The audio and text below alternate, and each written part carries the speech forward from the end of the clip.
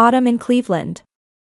Every morning, Melissa Walker rises early from her modest, single-family home in a quiet Ohio neighborhood to start her day. She has worked as a school librarian at the local elementary school for over 10 years. Her conscientious personality and deep affection for children have earned her the trust of colleagues and parents alike. "Amy, time to get up," Melissa knocks on her daughter's bedroom door upstairs. But there is no answer. Of course not. That room is empty now. Habits are terrifying things.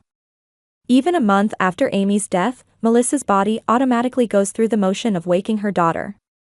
10-year-old Amy lost her battle with childhood leukemia last month after being diagnosed last year. Until Amy drew her final breath, Melissa never left the hospital for a single day. While eating breakfast, Melissa glances at the family photo hanging on the wall. The picture, taken 3 years ago, shows what was once a happy family of 3, Melissa, her ex-husband Jason, and Amy when she was healthy. Though divorced for 3 years now, Melissa maintained a good relationship with Jason. He was a responsible father who took joint custody seriously and remained by Amy's side throughout her illness. "I wonder what my parents are doing right now," Melissa thinks as she picks up her coffee cup. Melissa's parents, Henry and Diana, ran a successful real estate company in suburban Cleveland. They were always immersed in their work, proud of their success and affluent lifestyle. Their luxurious mansion and expensive cars were testament to how much they valued social status. "Money isn't everything," Melissa whispers to herself as she looks out the window. For Melissa, her relationship with her parents had always been complicated. From childhood, she couldn't remember receiving sufficient affection from them. In Henry and Diana's eyes, Melissa was always a not enough. Even when she excelled in school, they would say, "You could have done better," and when she majored in education in college, they were disappointed, saying, "You should have chosen a more lucrative profession." Meanwhile, her younger sister Cindy was always their parents' favorite. She worked at their real estate company and lived the life Henry and Diana expected. Cindy was successful, radiant, and beloved by their parents. At least, that's how it appeared to Melissa. "When are Grandma and Grandpa coming?" Amy had asked this question many times during her illness. But Henry and Diana rarely visited the hospital. They always had excuses like important meetings, or, in the middle of a big deal, postponing time with their granddaughter. Though pained by her parents' coldness, Melissa put on a brave face for her daughter. "Grandma and Grandpa are really busy. But they're very worried about you," she would say while holding Amy's hand. However, on that early morning when Amy's condition suddenly deteriorated, Melissa's first call was to her parents. "Amy's condition has worsened. Please come right away," she pleaded desperately. But Henry and Diana said they had an important breakfast meeting with clients and promised to come in the afternoon. That promise was never kept. Amy passed away quietly just after noon, watched over by Jason and Melissa, without seeing her grandparents' faces one last time. "I need to finish getting ready," Melissa stands up and begins preparing for the day. Today is Amy's funeral. The day to say a final goodbye to her beloved daughter. Melissa still couldn't believe it. That child with an angelic smile was no longer in this world. While taking her morning shower, Melissa cried. She had decided these would be her last tears. She would be strong at her daughter's funeral. For Amy, to send her off with dignity until the very end. St. John's Church, surrounded by ancient oak trees, was filled with people coming to bid farewell to a little angel. More people than expected had gathered for Amy's funeral. Melissa's colleagues from the elementary school, Amy's classmates and their families, neighbors, and relatives who had traveled from afar. They had all come to mourn the bright, intelligent little girl. Melissa stood near the entrance of the church, quietly greeting people as they arrived. Her ex-husband Jason had come early and stood beside her. Even after their divorce, they had maintained a good relationship for their daughter's sake.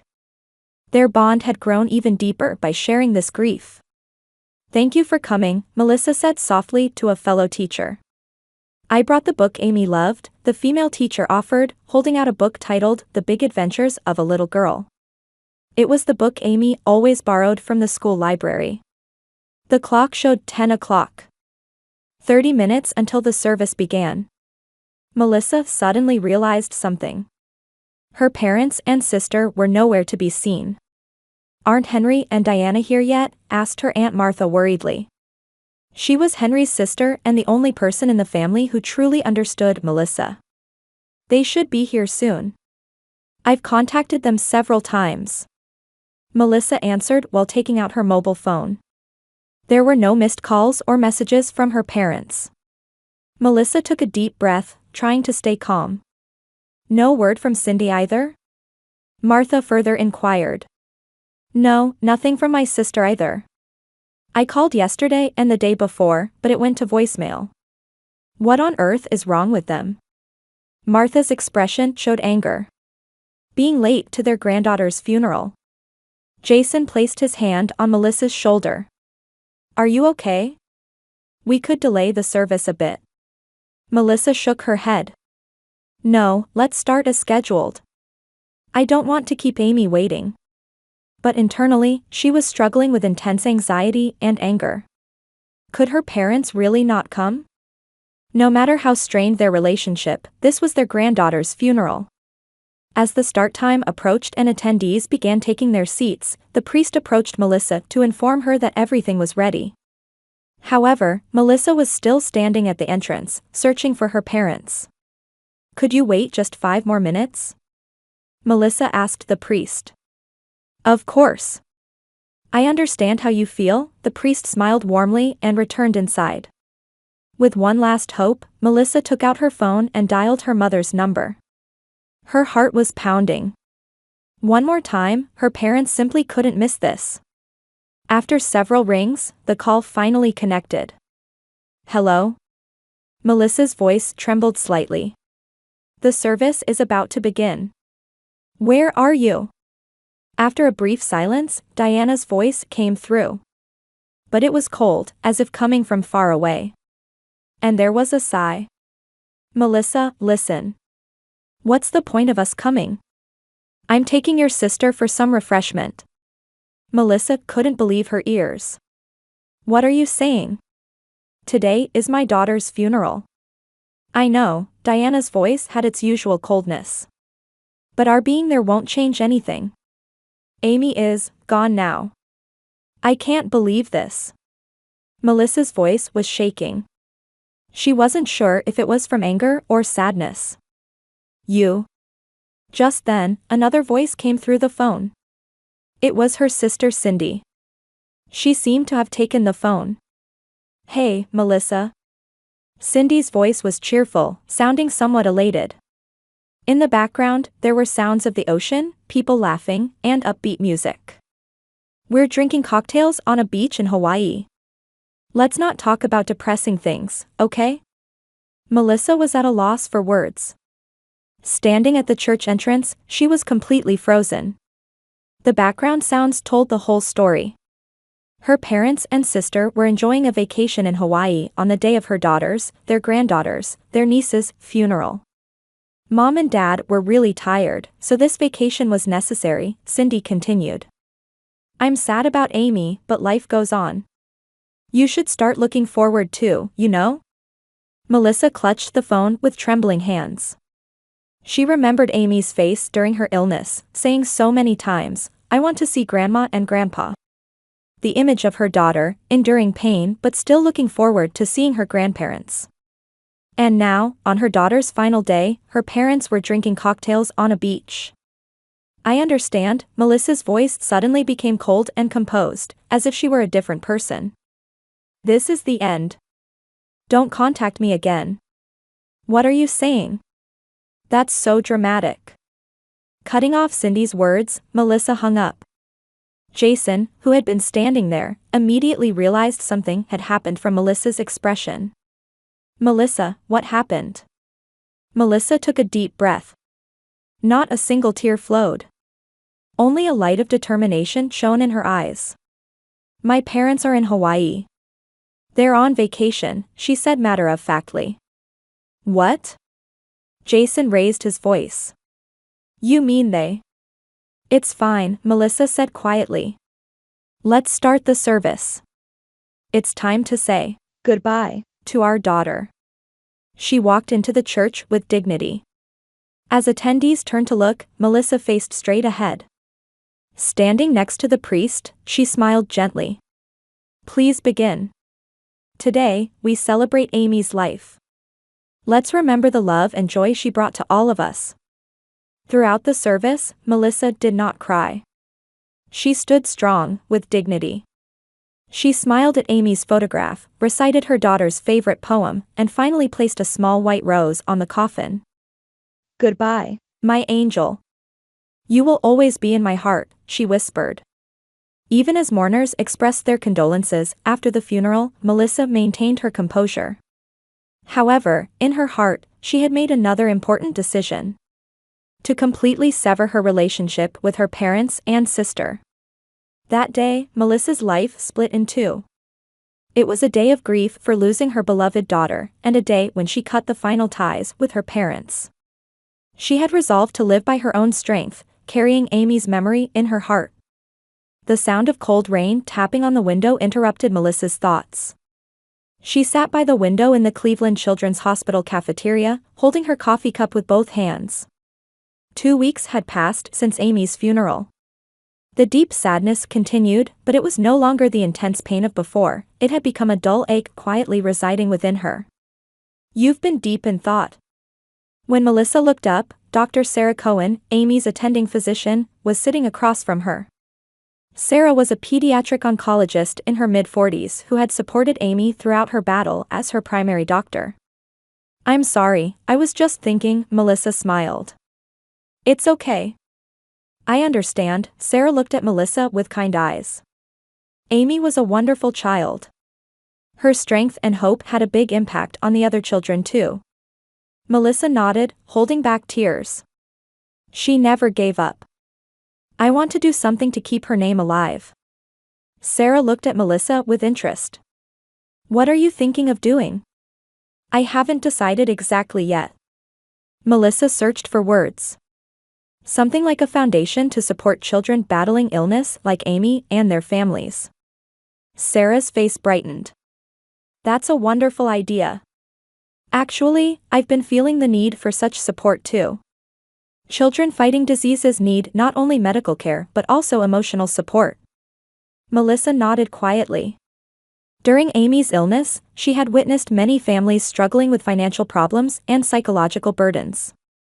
Parents who had to quit their jobs to dedicate everything to their child's treatment, families struggling with transportation costs to commute from distant places. The Amy Walker Foundation for Pediatric Cancer Patients, Melissa said quietly. What do you think? A perfect name, Sarah agreed wholeheartedly. If there's anything I can do, just let me know. I could serve as a medical advisor. From that day, Melissa's new mission began. First, when she told her ex-husband Jason about the foundation concept, he immediately supported it. Giving back to society what Amy left behind, that's what she would have wanted.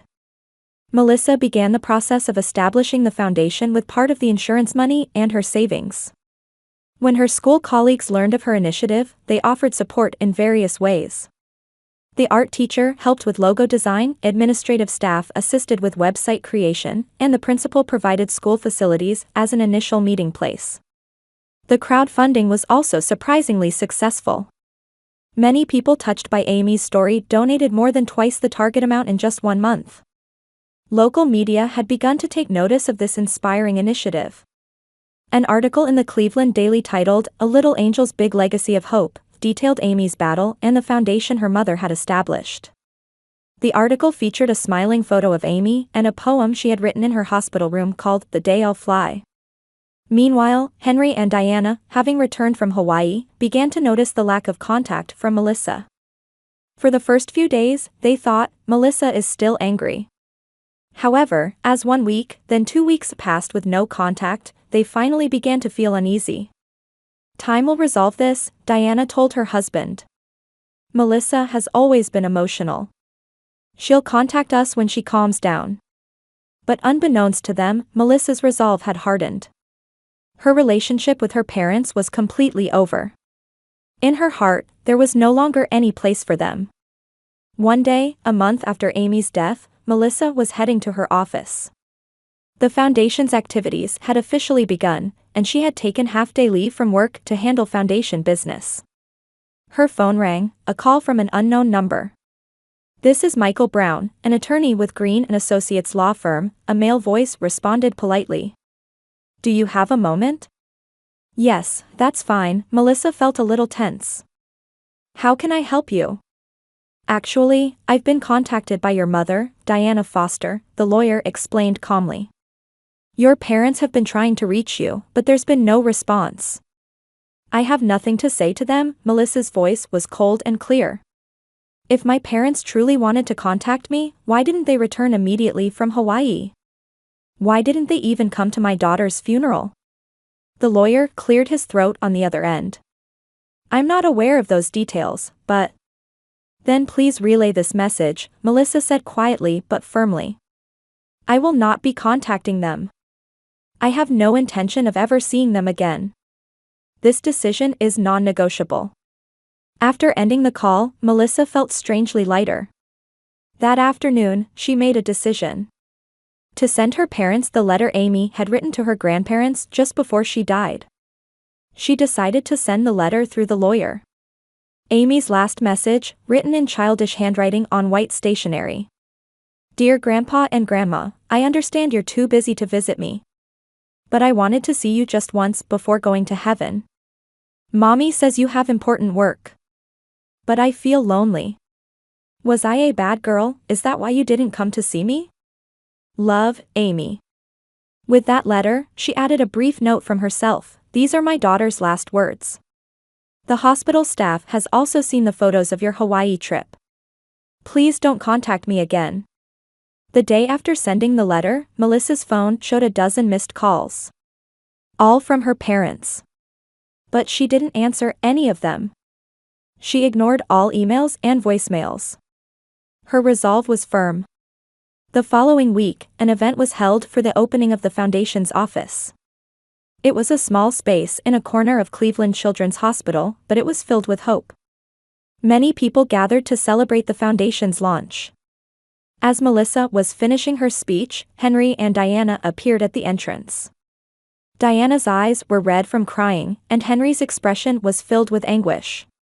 Cindy was not with them.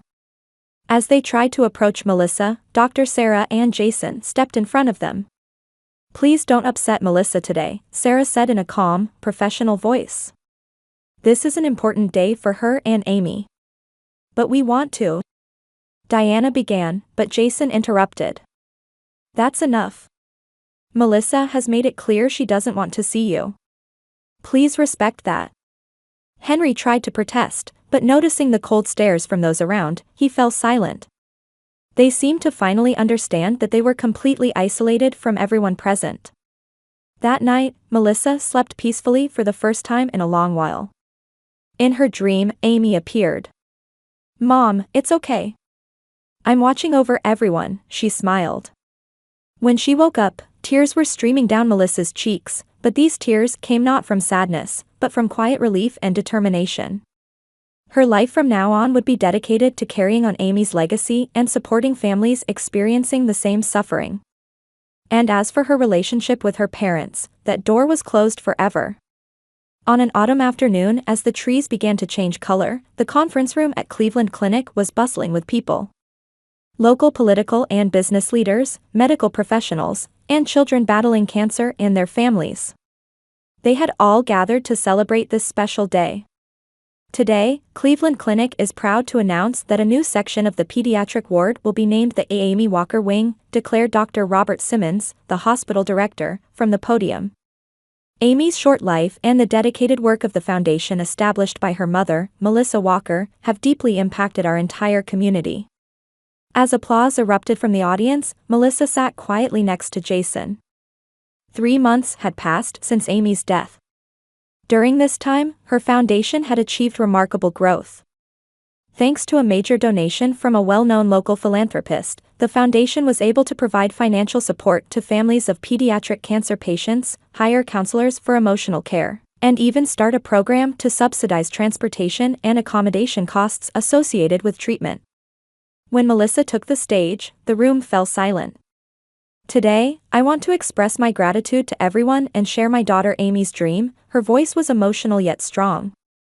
Amy said she wanted to create a place where sick children could play with smiles on their faces. Today, part of that dream comes true. Her brief speech was moving. Particularly her final words, which were etched into many hearts. I'm grateful I could be by my daughter's side at the end. I've realized how important it is to have family who stays with you. Every child has the right to be loved. Every child has the right to be surrounded by those who care, until their final moment. These words were broadcast on the local TV news. That night, Henry and Diana watched the news in their living room. Melissa's words pierced their hearts like needles. Especially the part about how important it is to have family who stays with you, which seemed clearly directed at them. She won't forgive us, will she? Diana said, holding her wine glass with trembling hands. Henry silently stared out the window. Over the past 3 months, his real estate company had gradually begun losing customers. Long-term clients were terminating contracts one after another, and new clients were decreasing. At first, he thought it was economic fluctuation, but last week, a former client told him the real reason. To be honest, Mr. Foster, continuing to do business with your company has become a risk to my image. I read the article about Amy's foundation. You. Remembering those words, Henry grimaced. He could feel the reputation and business he had built over many years beginning to crumble loudly. Have you heard from Cindy? Diana asked. No. She's probably overwhelmed with her own problems. It was last week when Cindy's fiancé's family announced they were breaking the engagement. They had been in a relationship for many years, but the breakup came suddenly. Henry, in his anger, called the fiancé's father. Why, he demanded, to which the fiancé's father coldly replied. Let me be clear, Mr. Foster. We don't want to be associated with people who skip their sick granddaughter's funeral to party in Hawaii. I cannot allow my son to be connected to such a family. Cindy was furious at this news. That girl's funeral has nothing to do with us. Unfortunately, these words were recorded by one of her fiancé's friends and spread on social media. Within days, people all over Cleveland had heard the recording, and criticism of Cindy poured in. She had to temporarily leave her job and was staying with a friend in another state. The final blow for Henry and Diana came on Sunday at church. They had been dedicated members of this church for years, but now they had no place there. When the pastor praised Melissa's foundation's activities during Sunday service and sought the congregation's support, the gazes directed at them were cold. Christ teaches us to cherish the weak, especially children, the pastor preached passionately. Melissa Walker's initiative is precisely putting that teaching into practice. As our church, let us support this wonderful activity. After the gathering, many church members avoided Henry and Diana, not even greeting them. Margot Pierce, who had been their friend for many years, finally told them the truth. Everyone knows Henry, Diana. As Amy's anniversary approached, the local paper ran a feature on Amy and the foundation. That article included the contents of Amy's farewell letter and how she had wanted to see her grandparents until the very end. Yet we've been misunderstood. Diana desperately tried to explain. At that time, we really had important. That's enough, Margot interrupted with a sad face. I'm telling you this because of our 30 years of friendship. You've made a terrible mistake. If you truly regret it, think about Amy first. And try to understand Melissa. Diana was speechless. On their way home, she and Henry maintained silence. Having lost their social status, respect, friendships, and most importantly, their bond with family, they felt true loneliness for the first time. What should we do? Diana asked in a small voice. After a long silence, Henry made a decision. Let's take our last hope. There's a charity event hosted by Melissa's foundation this weekend. Let's go with a donation and try to see her. Do you think she'll meet with us? I don't know. But we have to try. On Saturday evening, Henry and Diana appeared at the charity gala held at the Cleveland Museum of Art, looking tense. They dressed modestly and sat inconspicuously in the back. Henry tightly gripped an envelope containing a substantial donation. When the event host introduced Melissa and she took the stage, the venue welcomed her with warm applause. Melissa spoke calmly about the foundation's activities and future plans. She was no longer a mother crushed by grief, but a strong woman with a mission. After her speech, Melissa began mingling with the participants. Henry and Diana summoned their courage and approached her. Diana called out in a small voice. Melissa turned around and saw her parents. There was no surprise in her expression, just quiet recognition. "What can I do for you?" Her voice was calm, devoid of emotion. "Please forgive us." At that time, Diana began to apologize tearfully. Melissa quietly interrupted. "Forgiveness is not easy. But this foundation's work is about keeping Amy's name alive and supporting families experiencing the same suffering. I appreciate your donation, but I cannot welcome you back into my life." The attendees watched this exchange in silence, and Henry and Diana fully understood, for the first time, the irreparable consequences their actions had brought. They quietly handed over the envelope and left the venue without another word. A year had passed since Amy's death. It was the season when new green leaves sprout and nature regains life, the time Amy loved most. "Ready?" a voice came from the door. Jason was standing there with a smile. Melissa nodded quietly. "Yes, let's go." Much had changed in this year. Melissa had quit her library job to become a full-time staff member of the Amy Walker Foundation for Pediatric Cancer Patients. The foundation had become recognized throughout the state, partnering with 3 hospitals and supporting dozens of families each month. And another change, Melissa and Jason's relationship. Through the tragedy of losing their daughter, the two had begun to grow close again. Their friendly post-divorce relationship had deepened further through their shared grief and mission. They weren't yet at the stage of being a couple, but something was certainly blossoming. "Today is a special day," Melissa said in the car. On Amy's death anniversary, they were heading to visit her grave. "She would be proud," Jason answered, keeping his eyes on the road. "Of what you've accomplished this year." When they arrived at the cemetery, they walked quietly. As they approached Amy's grave, an unexpected sight met their eyes. A small bouquet had already been placed there. Melissa stopped and picked up the card attached to the bouquet. It read, "We love you, Amy. From Grandpa and Grandma." They came, Melissa's voice was controlled of emotion. "What do you want to do?" Jason asked. Melissa quietly returned the bouquet to its original place and arranged it alongside the flowers they had brought. "These are for Amy. Not for me." That afternoon, when Melissa returned to the foundation office, Nurse Linda was waiting for her. "I need to talk to you," Linda said with some hesitation.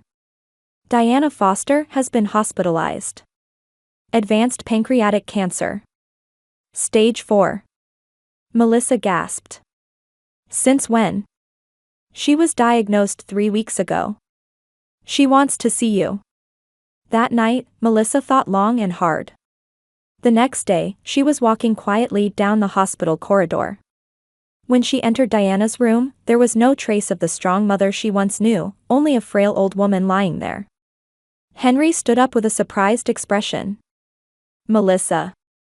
Without saying anything, Melissa sat by the bedside and quietly took Diana's hand.